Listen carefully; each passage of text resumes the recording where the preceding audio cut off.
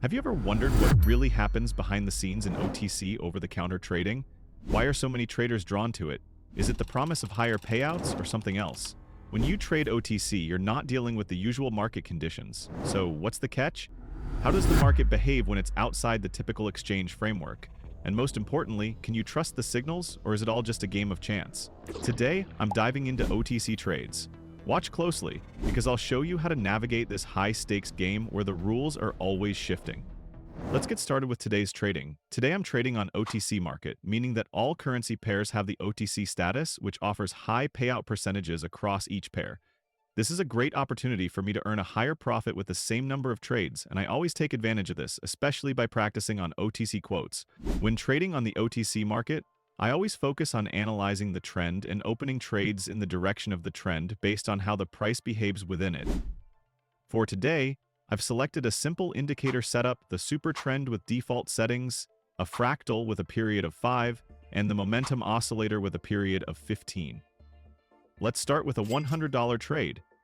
This is half of my starting balance. As I go through my trades, I'll explain the logic behind each decision and the signals you should be looking for. I'll explain every trade in detail so that by the end of this video, you'll have as few questions as possible. So let's begin, let's analyze, and choose the best currency pair for the most optimal trade entry.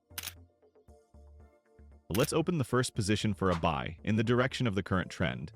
If this pullback continues, I'll open an additional trade, but for now, let me explain the entry logic. We have a very strong upward trend, and the super trend indicator confirms this. An important point is that the fractal indicator has updated the structural minimum, but the maximum hasn't been updated yet, so we can enter in the continuation of the trend. Additionally, we see rising volumes on the oscillator histogram. Let's see how this trade turns out. And the first position closed without any issues in profit. It was a simple signal, opened in the direction of the current trend, and I successfully locked in the profit. Let's continue and choose the next currency pair. Let's try opening a buy position here. If the price moves even lower within the next minute and this trade closes in a loss, I'll open an additional position. This is a similar entry point. The super trend indicator shows an upward trend, as we can see the green moving average. There was a price pullback and the structural minimum was formed, which is why I'm opening a buy position here. It's the same entry logic as before. Let's see how this trade turns out. The first trade closed in a loss. I'm opening an additional position with the maximum balance amount. The first trade on this currency pair didn't go as planned, but I believe the price will eventually move up and the trend will continue. The entry logic remains exactly the same, no changes. Let's just watch the result of this position. And the position closed in profit. Great. The second trade worked out perfectly. The price moved up as expected. Let's continue with further analysis and choose the next currency pair. So here, I'll open a buy position. There's a small change in my oscillator, possible color shift of the volumes and the movement of the volumes on the histogram. But the super trend is showing an upward direction, so I believe there's potential for further upward movement. If this position closes in a loss, I'll open an additional trade. The entry logic is exactly the same. After the pullback, I'm opening a trade in the direction of the current trend's dynamics. Now, if this position closes in a loss, let's wait and I'll open another buy position. We've had a strong pullback, and earlier there was a downward trend that has since changed direction. The movement was brief, but I'm still focusing on the fact that there should be a breakout soon. Let's watch how it turns out.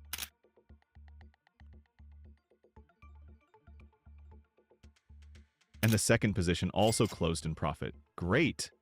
Now, for the next trade, I'm opening it with the maximum balance amount. I want to take a risk to reach a more satisfying profit. To be honest, I might have gotten a bit lucky here, and perhaps I should have opened a position for a sell instead. But this is quite a tricky situation. Even though I did a thorough market analysis in this section, I'm still not entirely confident. Let's just continue and choose the next currency pair.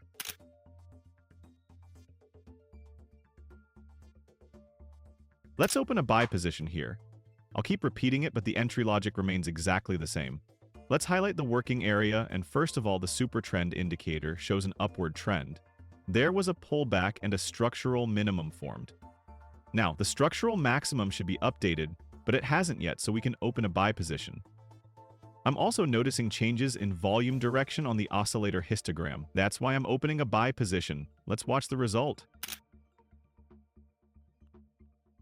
And the position closed in profit. Great! It was a confident exit and the entry logic proved to be correct once again. Excellent result for today's trading process. So, I think I'll wrap it up for today and lock in the profit. Today's total profit is $785. The withdrawal operation is being successfully processed. That's how today's trading went using this indicator setup. When working with this strategy, market analysis is crucial, and without it, I wouldn't recommend using these indicators. If you have any questions, feel free to leave a comment and ask anything you're curious about. I'll do my best to help everyone. Wishing you all a great day and see you soon. And that's a wrap for today's trading session. But did I make the right decisions with each entry?